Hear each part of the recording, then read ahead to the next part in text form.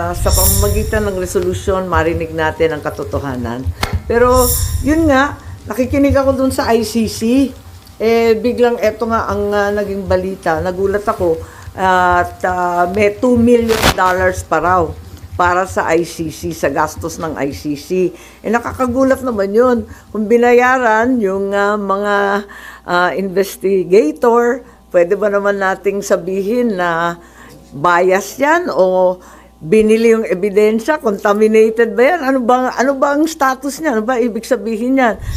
I filed the resolution, PS, resolution number 317. I have no notion if you in fact have seen or heard about it.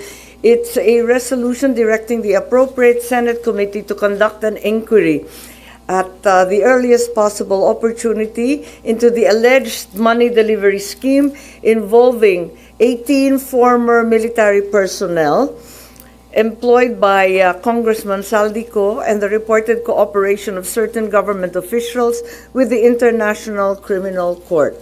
And we were all dismayed by the revelations yesterday, and as a result, I am hopeful that this will be the beginning of a very serious and comprehensive investigation which will result in charges and punishment if there are guilty parties. At nananawagan rin ako sa ating magigiting na kasapi ng Philippine Marines na kung may paratang, ilatag ninyo ng malinaw. Kung may ebidensya, ilabas ninyo ng buong tapang. Kumbaga sa maleta, mananatiling sikreto ang laman niyan kung hindi ilalatag sa lamesa at bubuksan. Dito natin buksan sa Senado at suriin ang maleta ng katotohanan. Hindi maaring trial by publicity ang mangyari. Hindi maaring ang institusyon ng Senado at pati na rin ang Kongreso at ang dangal ng bawat halal ng bayan, Senado man o Kongresista, ay mayurakan ng walang kalaban-laban. Batid ko na nagpahayag kayo na nais ninyong tayuan ang mga pahayag ninyo under oath. Yan din ang aking inaasahan at susubaybayan. Tama ang hakbang na yan upang maging opisyal ang lahat. Pinoprotektahan ko ang Senado hindi dahil sa mga personalidad, hindi dahil kaibigan ko sila, kundi dahil ito ang tinig at tanggulan ng ating bansa. Kaya kung ang mismong tanggulan ang inaakusahan, marapat din na dito magharap-harapan na. Sa ilalim ng panunumpa, sa ilalim ng batas, sa harap ng taong bayan. Huwag tayong masiyahan sa likod lamang ng isang press conference. Kung kayo'y tunay na naglilingkod sa katotohanan, magharapan tayo dito sa Senado. Ang Senado ay hindi tatakbo o tatalikod, lalo na kung may nadawit na hindi dapat. Sa aking mga kasama na senador, ito rin ang pagkakataon para linisin ang inyong pangalan at itindig ang dangal ng institusyon. Maraming salamat po. Andito naman po yung affidavit. Siguro nakita naman ninyo yung joint affidavit na mahaba na ginawa ng ating mga Marines kahapon. Ang balita ito ang karugtong ni Sergeant Gutesa at may susunod pang 12, 12 pang Marines na lalabas. Meron ring sasabihin. Tungkol dito, duty rin kay Congressman Saldico dati. Meron rin umiikot na iba't ibang mga link matrix. Siguro nakita na rin ninyo. At ang talagang binibigyan ng pansin nito at dinidiin ay yung mga mastermind. Sapagkat alam naman natin lahat na hanggang ngayon, ang tinutumbok pa lamang ay yung mga small fry ika nga, yung mga dilis, yung mga maliliit at maliliit na kasangkot. Malaki man ang halaga, hindi sila yung mga tunay na mastermind. Tumbukin na ang mga mastermind at katulong natin ang ating magigiting na mga Marines. Yun lang po. Maraming salamat. Po? Pwede may attach, i-addendum natin. May mali-mali Sabi, ang haba-haba rin kasi ng affidavit eh. Pati yung spelling ni Attorney Baligod, mali eh. Mama, I got a copy of that. This one. Yung sa akin kasi is not signed. Pero yung sa inyo signed naman yung Yung sa atin, sign ba? Yung affidavit? Parang sign naman yata. Ma'am, how can we be assured na magiging objective kapag dito sa Senado inimbestigahan? Well, palagay ko, makikinig naman ang lahat kapag dumating sila rito at kahit ano pang pagkukuble ang gawin, maririnig ng tao ng direktamente. Po. Ma'am, meron na po bang nagparating sa inyo na meron din silang concerns for their lives? Especially after nga po nung nangyari kay Sergeant Gutesa. Oo, hindi natin alam kung ano nangyari kay Sergeant Gutesa, pati yung kanyang pamilya nanganganib. Lahat itong mga Marines na to, matagal ko nang naririnig na nais lumabas, yun nga lang, nag-aalala sa kanilang buhay, ang trabaho at buhay din ng kanilang pamilya. Ma'am, if ever po mag-agree sila na humarap po dito sa Senado, Hindi ba can the Senate... nagvo-volunteer yung Attorney Levy kahapon? Opo. Na patawagin daw sila at handang-handa daw sila. Can the Senate offer them any protection po? I hope so. Karapat dapat lamang na talagang protektahan sila. Ang mahirap sa Pilipinas kung tutuusin kung yung mismo pang whistleblower ang pinarurusahan eh. Dapat may sadyang witness protection tayo. Ma'am, have you spoken with the majority about this? Are they also Wala, amenable nagulanta here? lang talaga ako kahapon. Nagulat lang kaming lahat. At nakikinig ako actually dun sa ICC, di ba, ikalawang araw ng pagbunyag ng confirmation of charges. Kaso, lumitaw ito, no? Pinapatay nga yung storya kaya inaasahan ko na sa pamamagitan ng resolusyon, marinig natin ang katotohanan. Pero, yun nga, nakikinig ako dun sa ICC. Biglang eto nga ang naging balita. Nagulat ako at may $2 million pa raw para sa ICC, sa gastos ng ICC.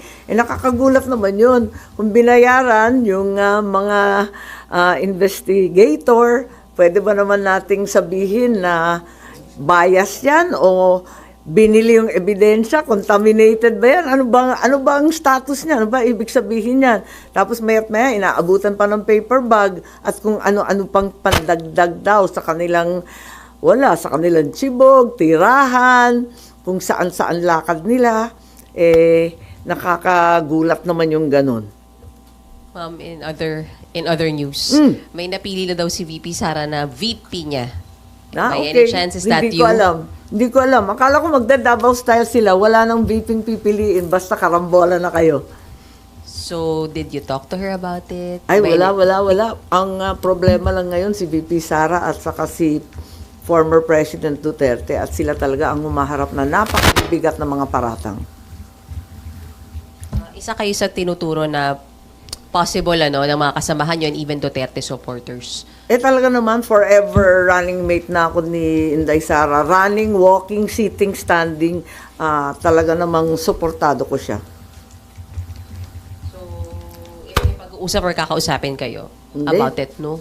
As in, Hindi naman categorical no, ma'am? pinag-uusapan kasi ang layo-layo pa sa totoo lang. Parang siya lang naman talaga ang nag-announce.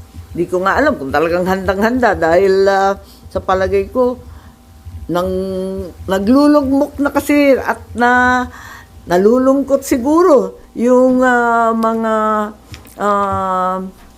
naniniwala sa kay VP Sara, sa mga Duterte.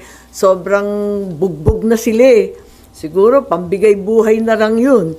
At kahit walang masyadong handa, wala naman line-up, walang running mate na maayos, sige na lang.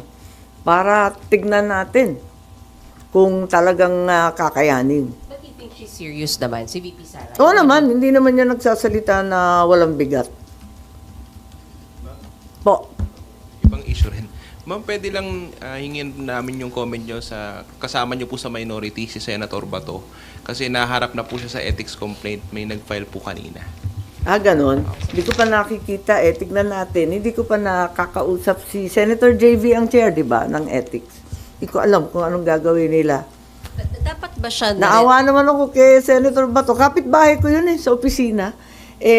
Meron nga nagsasabi na hindi daw kukuha ng sweldo at wala na raw yung opisina niya. No work, no pay daw ang basehan. Hindi ko maintindihan, tama ba yun o hindi? Parang hindi naman yata. dapat na rin ba talaga siyang singilin, ma'am? Dahil sa tagal na rin po nung absences, he's not performing din po talaga. Ginusto ba niya yun? Eh si Senator Bato, kilala ko yun eh. Atat na atat magtrabaho yun. Ang aga-aga pumasok. Parating nakababad sa lahat ng committee hearing. Ang hilig-hilig na magtrabaho yun. Wala sa katawan nun na hindi magtatrabaho. Eh ang problema, hindi siya nakakasigurado na bibigyan talaga siya ng proteksyon. Dahil may iba't ibang sinasabi dito. Kaya yun nga ang alma niya. Pero kung sa pagtatrabaho, hindi naman siguro pwedeng sabihin na ayaw niya magtrabaho. Napipilitan lang yung tao. So, gaano katagal, ma'am, siyang dapat pagpasensyahan ng Senado na hindi pumasok po? Dapat may assurance na talagang ipagtatanggol ang mga senador na inaakusahan sa ibang bansa. Nakita naman natin yan, di ba sa nakalipas, ang mga senador, nakakaasa naman dito sa Senado. But no communication with Sen. Bato, ma'am, so far? Wala na eh. Nung November, meron pa eh. Pero nga, hindi na sumasagot eh. Sorry, Sen. Your stand would be, still be patient with him, na hintayin siyang pumasok? Sa palagay ko, hindi naman niya ginusto to eh. This was not intentional. This was not what he wanted. But if there are threats to his person, there are threats to him that will not be responded to, and he himself will not be protected, eh mahirap naman siguro pilitin yung tao na pumunta. Sana may assurance siyang konti na kahit papano, katulad ng dati, yung mga senador, pinagtatanggol ng Senado. Wala ngayon ba, tingin mo? Hindi ko alam eh, parang paiba-iba kasi minsan yung sinasabi. Yung ibang senador, ibang sinasabi. Kaya hindi ko rin mabintang si Senator Bato eh. Yung ethics, pasensya, hindi ko pa nakikita eh, kanina umaga raw.